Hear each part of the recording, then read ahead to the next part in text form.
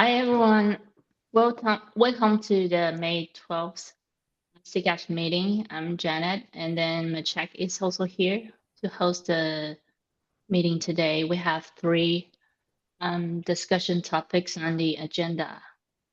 The first one is an announcement from Siyuan. Hi, this is Sigan. So I mainly work on the API machinery side. So I just want to, in this announcement, I'd like to draw your attention to this emulation update that we sent out last month to the Kubernetes developer community. So if you can click on that doc.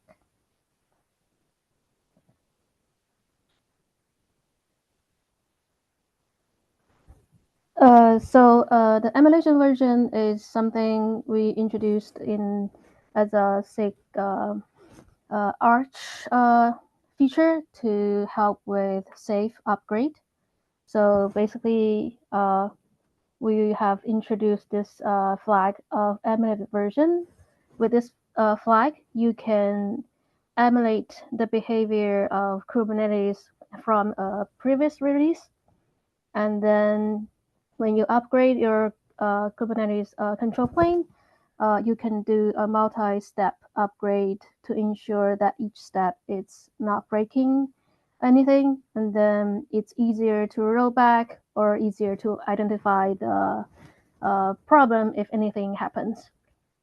So the key feature we have introduced is this emulated version, and it goes back to N-3 version from the current release. And we basically preserve the behavior of the control plane components from as far as 3 minor versions back. And we preserve the APIs and the features. So as a developer, what you need to pay attention is basically because of this feature, we are asking you to keep the feature gates for 3 extra releases. That's the main thing that you need to pay attention to when you introduce new features and reviewing new features. Any questions so far? The first change is in the feature gate, we change it to a list of feature specs, and it keeps track of when the feature stage is changed. So it's append only list, and then you just need to follow all the other features. And then in the feature, the most important thing to pay attention to is the feature removal section. So far, when you graduate the feature or deprecate feature, you can just directly remove the feature and the code. But with the emulated version, you have to preserve the behavior, the feature enablement for 3 extra releases. So when you graduate a feature, you just mark it as GA. And then in the code, the disablement or enablement code still needs to be kept for 3 extra versions, because when you emulate an older version, you should still be able to set the feature gate to false. And then in testing, you can set the, because the feature is locked when it's GA'd, so you need to set to a previous version first before you can set it to false. And then the basic idea is, as long as your feature gate is still in the file, in the features file, you should still keep the testing as well. So any questions regarding this part? Cool. And then the next part is about feature behavior change. When you make a significant change to an existing feature, beta plus feature, or any existing code, if it has a user visible significant impact, it's better to introduce the change through a new feature gate. So the feature gate doesn't need to be doesn't need to go through the whole CAP process. It just needs to track when the change is introduced. So the best way to do it is add a lightweight feature gate. But this is not like a hard requirement. It's up to the sick leads and the reviewers to make a decision about this part. Yeah. So and then I think that's the main two main parts that you need to pay attention to, and the rest of them is regarding API change, API removal. So basically, the APIs from when you're uploading an old version, you can still the API server would still serve the older version, and then even if the API is marked as removed, the API server can serve the old version when it's emulating an old version. So that's I think that's all I have. Cool. And if you have any feedbacks, can reach out to us. Thank you. I think an important topic is also mentioning that the document also has examples with PRs that are showing how to approach various topics, because that was the first thing that I was looking for. There are multiple examples for both graduating features, but also for removing features and how to approach this topic from if you're going backwards, basically.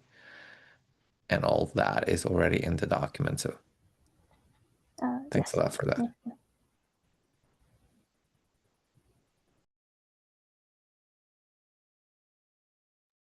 Cool. So let's move on to the next discussion topic. And the first one is that I want to propose that we create a Kubernetes subproject for hosting all the AI reference manifests. And the motivation behind this is that we want to make sure that the AI folks are still staying in the Kubernetes community, still using Kubernetes instead of using something else. So we want to make the experience of running AI workloads on Kubernetes as easy as possible. And we also want to understand how people are using it better. And then the idea of the proposal is that we create a space for us to put end-to-end manifests of the AI workloads and how do you build an end-to-end solution for your AI products. For example, how do you build a RAG search, or how do you build a chatbot, or how do you run training on Kubernetes, or how do you serve your inferencing workloads. So basically, this can also help us to discover the gaps or improvements we can make in the core workloads API as well. And so this is going to be a new subproject, and then also a new GitHub repo under Kubernetes SIG.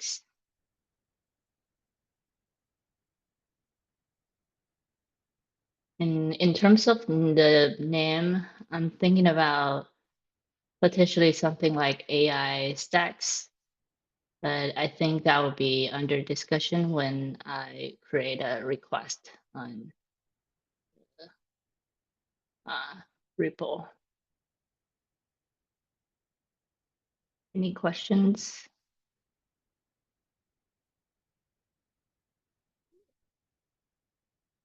And the next topic is from Maciek.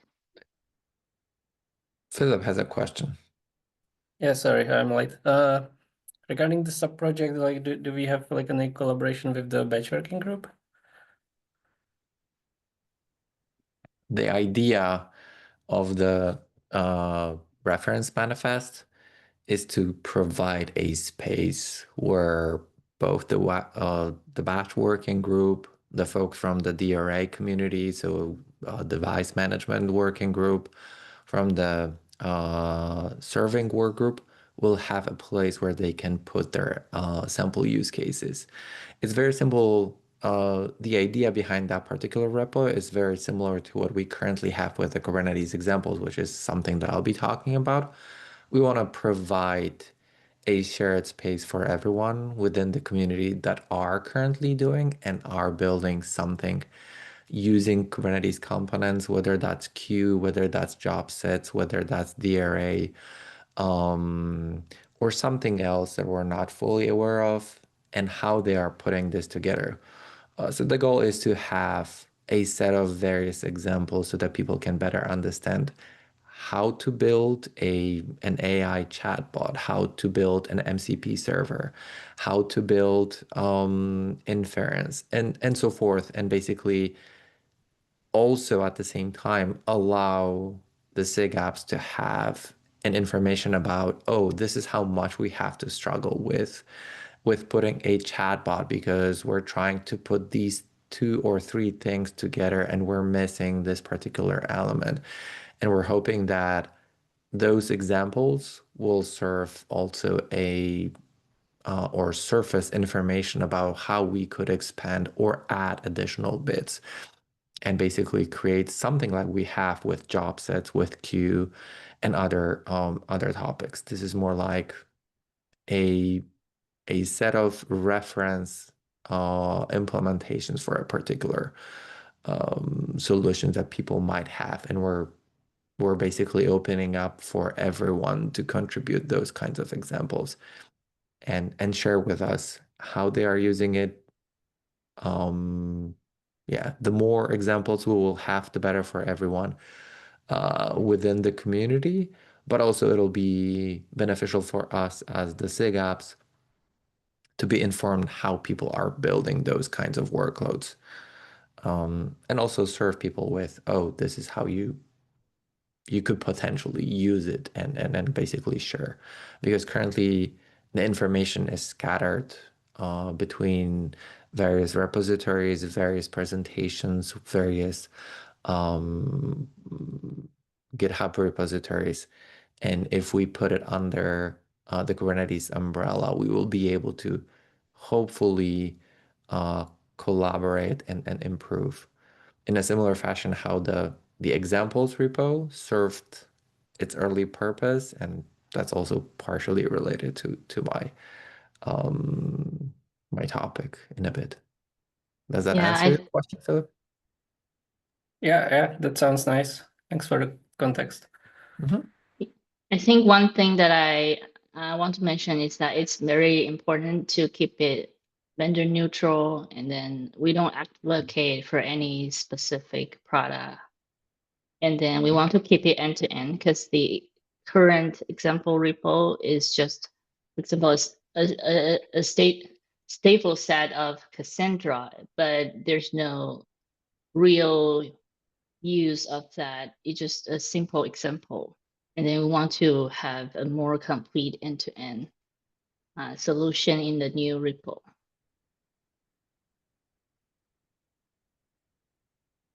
Okay, I'm gonna check.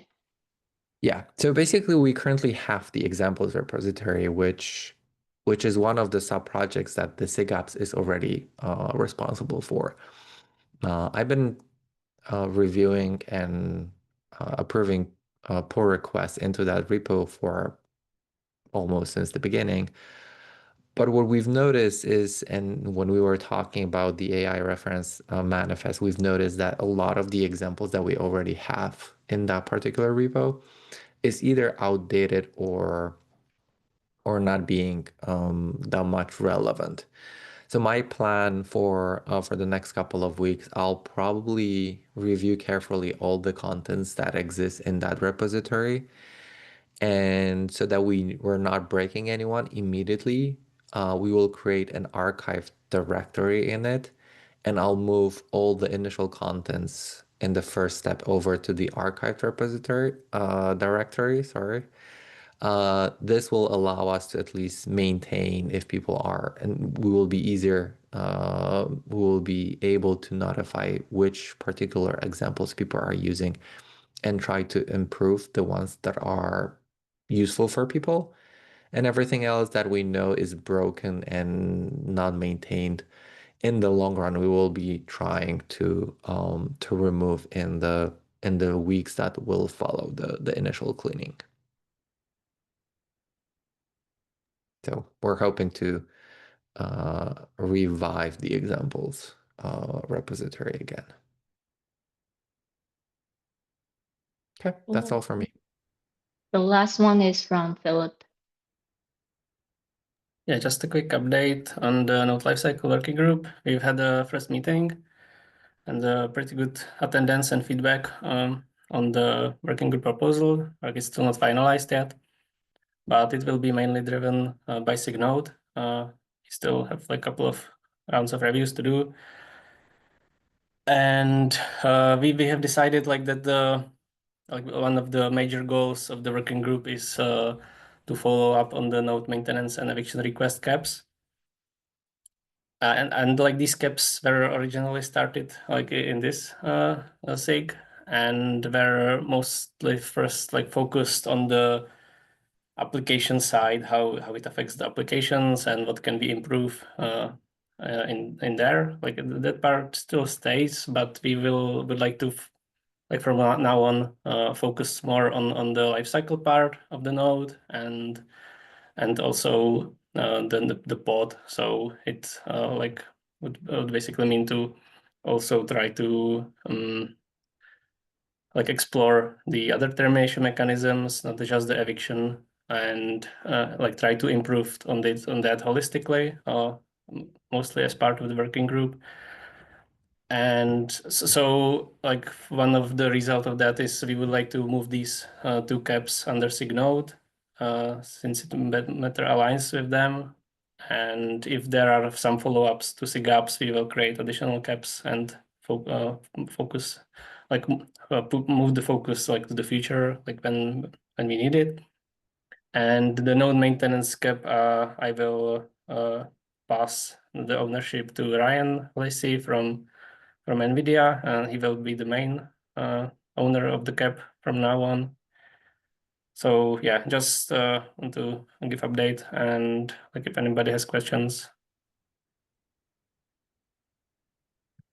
I believe there was a mentioning in the mailing list that you are organizing the node lifecycle meetings, and it is mentioned that it'll be the first instance was already, or it'll be today. Yeah, it was just before this meeting. Okay. Do you have any summary from that meeting? I wasn't able to attend that one. Yeah, we like basically went over like the use cases or the issues we want to fix, and like had mostly like conversations about the how we will collaborate, like what we will do. That we would like to first like not go into the cap territory heavily yet, and basically mostly coordinate on all the issues that are existing, and try to like try to get people to present their problems and their issues and their like their like solutions they have in their companies. So yeah, I think we would like to do like a similar thing with the examples you have here. Like we would like to also try to create some repo for this working group, and or some other shared space to like first gather all the useful solutions and use cases, and we would like to iterate on that later. And also this should serve as a forum for like a similar, like we have like at least like 5 or other caps, like people are like trying to do in this area, and this should be a forum to actually like present these caps and also synchronize like if these solutions are useful like for every entity in the cluster.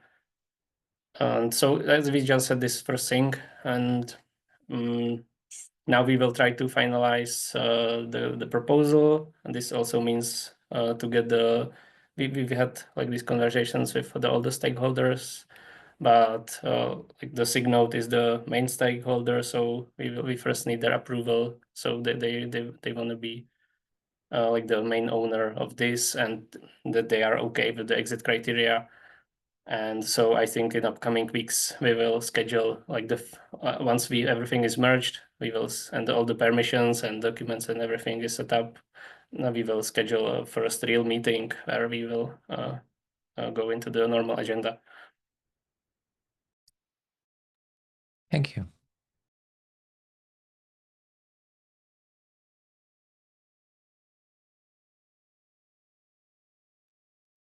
Well, I think that's all for today's agenda.